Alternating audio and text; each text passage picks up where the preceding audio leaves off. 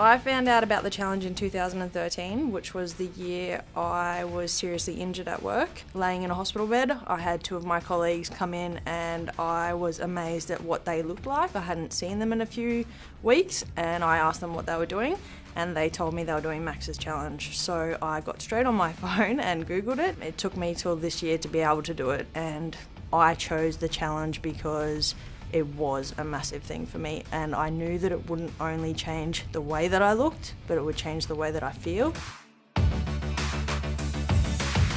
I was sitting on the couch one day watching TV with a glass of wine and a packet of chips and munching away, flicking through the TV channels, and I saw Max's muscle and I thought, oh, wonder what that is, so I have a look, and it was talking about the 2013 challenge, and it had just started and they were showing pictures of these women that had made these remarkable transformations, and I thought, wow, that can't be real. I had a pretty close look at the whole show, and as it went on I thought, wow, these really are real stories and real women. And first I thought, I'm too old to go back to the gym. I'm 50, I'm overweight, people will laugh at me. I'll walk in and people will say, oh, you know, look at that fat old woman, you know, what's she doing here? And as I watched the show, the idea formed in my mind that it's free to do, and I thought, wow, I could do this.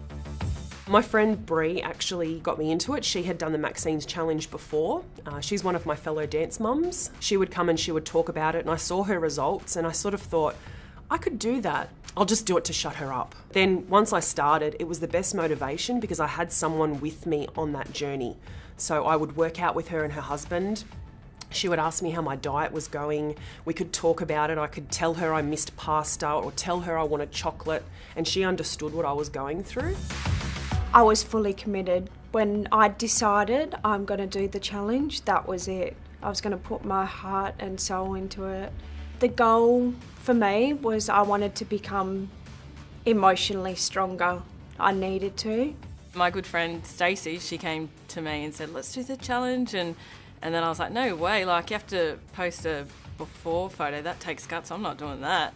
And she said it to me a couple more times, and then the day before the registration she sent me a text message going, this is your last chance, like, to sign up for the challenge. And I was like, I don't think so. And then she sent me a photo of one of the transformations from last year, Lindsay Turner's photo, and she's like, this is what I'm going to look like. And I was like, oh my goodness, because you usually see people on TV, it's like, yeah, right, like, as if you can do that in 12 weeks. But I was like, I know her. That's like, you know, someone, a real legitimate person who's done that, and I've met her. Like, if she can do it, like, I can do it too. So it was really like seeing Lindsay's transformation from last year that made me do it. And then also, like, there was not only Stacey but two of my other good friends that were doing it too, and I'm like, if they're all like hot skinny bitches at the end and I'm still frumpy, you know, like me, then like I'll be really pissed.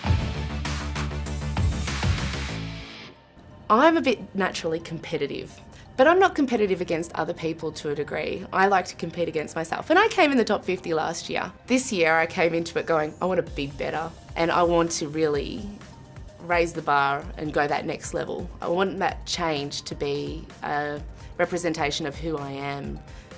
Yeah, I knew I had a journey ahead. I knew that I had some sleep issues and I also had some recovery issues, and I remember posting, I was feeling a bit unwell, and Janet Kane posted a really great forum thread on recovery and sickness, and so her information has led me to retaining my muscles, and I'm feeling really great about that. It was pretty hard. I think I'd been making excuses for a long time. I found the hardest thing was deciding to do it publicly. When I first decided to do it, I thought, I won't tell anyone, I'll do it privately, and then after a week or two, if I'm not going very well, I'll just stop and no one will know, so it won't matter. And then the more I thought about that, the more I thought, well, you know, when I watch TV shows, I think to myself, how can they not be losing weight some weeks? Because they've got all of Australia looking at them. That should make them accountable. And I thought, perhaps the only way I can do this is if I can make myself accountable. I just clicked public and yeah, just went with it. So the nutrition plan was harder for me than the exercise.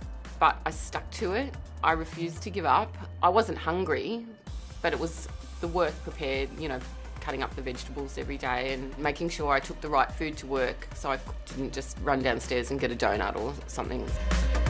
I went cold turkey on all soft drink, all chocolates, lollies, you know, the breads and things that I lived on. I followed the plan to a T. So the first couple of weeks were difficult for me. I had sugar withdrawals for the first couple of weeks where I'd get the shakes, I'd get headaches, I'd sort of snap and get very frustrated.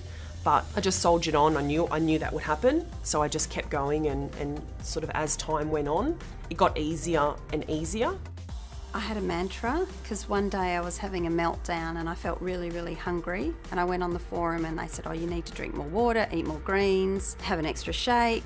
And I told my neighbour, look, I was really, really hungry yesterday. And she said, maybe you just need to give yourself a cheat meal. And my response was, champions don't cheat. I couldn't cheat. Why am I going to cheat? I would be so disappointed in myself. Like, it's only 12 weeks out of my whole life. And there was no reason to give myself a cheat meal. Just commit to it and just push through. We get a 28-day roster, and pre-challenge, I didn't know what I was going to eat for lunch that day. 6 to 2, I'd wake up at 4 o'clock in the morning and go, I haven't prepared lunch, I haven't prepared breakfast, and I'd eat on the run, whatever was going. So I went to Bunnings and I bought us 22-litre Eskies and freezer ice cubes, and I prepared all of our meals when I had days off. So if I had a 28-day roster, sometimes I'd be working 10 days straight. That's 10 meals that I had to get ready. The freezer was jam-packed, so having the meal plan laid out for me was the biggest assistance. Those Eskies, as much as our colleagues said that they were kidney donor Eskies and where were we going with them, were winners. So that will be my next post on Facebook, is like, see what those kidney donor Eskies did. The biggest thing for me also was getting on the forum, looking at other people's blogs, the social hub, talking to the ambassadors. They were really positive, reinforced why I did this to begin with and why I started it.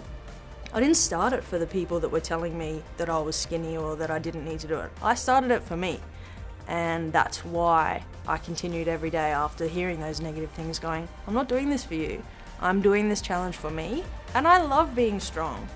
So if I want to eat tuna and salad while you chug down on a burger and chips, I will.